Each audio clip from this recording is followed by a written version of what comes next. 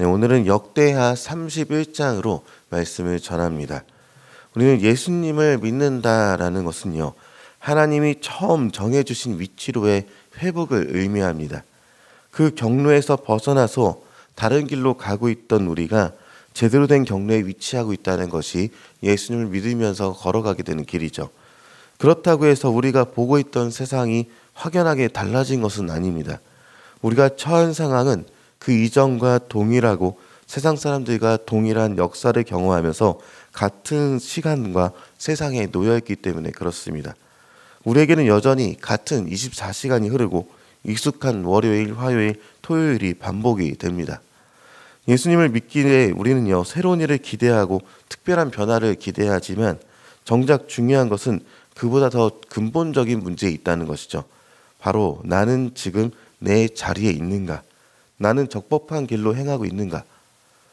오늘 본문인 역대하 31장은요. 히스기야 왕이 단행한 성전 예배개혁, 소위 종교개혁이라고 불리는 사건들을 기록하고 있습니다. 그런데 이 개혁을 곰곰이 살펴보면요. 사실 대단한 일은 아닙니다. 당연한 일을 한 것일 뿐입니다.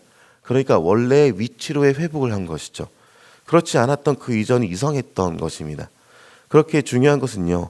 특별하진 않지만 그러나 반드시 해야 할 개혁이었다라는 것입니다. 히스기야는 먼저 우상을 철저히 제거했습니다. 이방신을 섬기던 산당과 제단들을 헐어버렸습니다. 그런데 이 일이 특별한 것인가? 사실 그렇지 않죠. 당연히 해야 할 일을 했던 것입니다. 오히려 지금까지 그렇게 하지 않았던 것이 문제였다는 것이죠. 하나님을 섬기는 백성이라면 부끄러운 우상의 흔적을 제거하는 것은 너무나도 마땅한 일입니다. 히스기야는요. 엉망이 된 성전의 질서를 바로잡는 데 힘을 쓰는데요. 예배를 인도하는 제사장들과 레위인들을 정비했고요. 번제와 화목제를 회복시켰고 찬양대를 조직하는 일이 있었습니다. 이 일들이 특별한가? 아니라는 것이죠. 성전이 본래의 기능을 되찾도록 했던 것뿐이지 원래 그래야 했던 것을 이제서야 제자리로 찾아 놓았던 것뿐입니다. 개혁이라는 것은요. 특별히 무엇인가를 새롭게 도입하는 것을 개혁이라 말하지 않습니다. 있어야 할 자리, 원래의 자리로 돌아가는 것을 개혁이다라고 말하는 것이죠. 교회사에서도요. 교회에 타락이 있게 되었을 때요. 개혁교회의 등장은 새로운 종교가 나타난 것이 아니라 말씀을 기초로 해서 초대교회의 모습으로 회복하는 운동이 개혁교회에 대한 운동이었던 것입니다. 그리고 우리 삶에서도 마찬가지로 말씀을 기초로 해서 우리 삶을 있어야 할 자리로 개혁해야 하는 것이 우리에게 주어진 숙제인 것이죠. 그렇기에 제자리를 찾는 것, 이것이 중요한 개혁입니다. 히스기야는요. 하나님의 백성이 해야 할 일들에 대해서 회복시켜 갔습니다. 왕인 자신부터 솔선수범해서 율법대로 제사를 드리도록 제사를 내어놨고요. 백성들에게도 제사장과 레위인들의 생계를 위해서 11조를 드리도록 명령을 하기까지 합니다.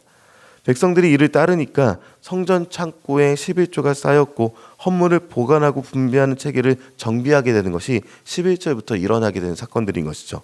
그러나 이것이 특별한 일은 분명히 아닙니다. 하나님이 이미 율법에 명하신 대로 행했던 것뿐이었던 것이죠.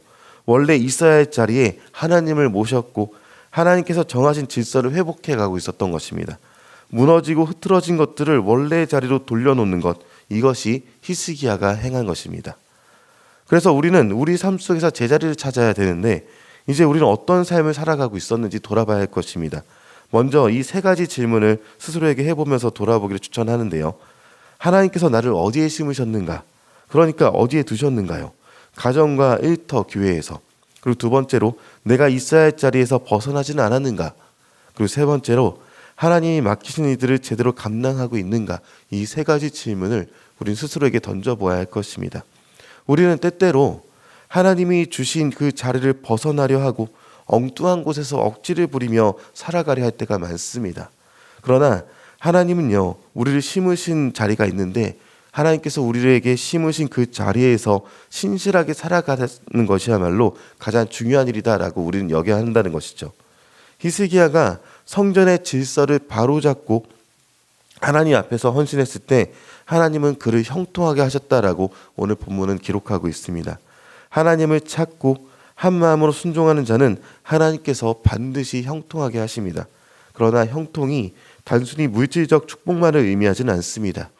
하나님과의 바른 관계 속에서 살아가는 것 자체가 형통인 것이죠. 그리고 중요한 것은요, 예수님께서도 우리에게 가장 중요한 자리, 하나님 앞에서의 자리를 찾으라라고 말씀하십니다. 마태복음 6장 33절에 보면요, 너희는 먼저 그의 나라와 그의 일을 구하라. 그리하면 이 모든 것을 너희에게 더하시리라라고 말씀하고 계십니다. 이 말은 하나님 나라의 질서 안에서 살아가야 한다고 얘기하고 있는 것이죠. 세상의 기준에 따라서 엉뚱한 자리를 찾아다니는 것이 아니라 하나님이 주신 사명과 자리를 분별하라라고 말하고 있는 것입니다. 히스기야가 성전의 자리를 정돈하고 제사장과 레위인들을 제자리로 돌려놓았던 것처럼 우리는 신앙의 자리, 가정에서의 자리, 직장에서의 자리에서 하나님이 원하시는 삶을 살아내야 합니다. 오늘 본문의 히스기야의 개혁은요, 어쩌면 특별한 일이 아니다라고 말씀을 드렸습니다. 그러나 그가 한 일이야말로 반드시 필요한 일이었습니다. 그리고 우리 삶에서도 마찬가지로 필요한 일이 되는 것이죠. 우상을 버리고 하나님 앞에 바로 서야 하는 것이요. 하나님이 맡기신 자리를 찾고 그 자리에서 충실히 살아내야 하는 것이요. 그리고 신앙과 삶을 어지럽히는 요소들을 제거하고 말씀대로 살아가는 것을 말합니다. 히스기야가 성전을 원래의 자리로 돌려놓았듯이 우리도 하나님이 주신 자리를 찾아내야 합니다. 세상은 말하기를 안 좋았던 이전의 모습에서 점점 더 발전해가는 것이 사람이다 라고 말을 하지만 하나님은 우리에게 이미 가장 좋은 것으로 주셨고 그것을 이룬 우리가 하나님이 정하신 자리로 돌아가는 기쁨을 누려야 하는 것이죠.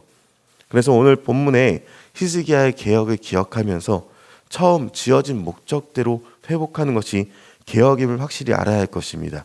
그리고 처음 지어진 삶의 자리로의 회복을 사모하시기를 바랍니다.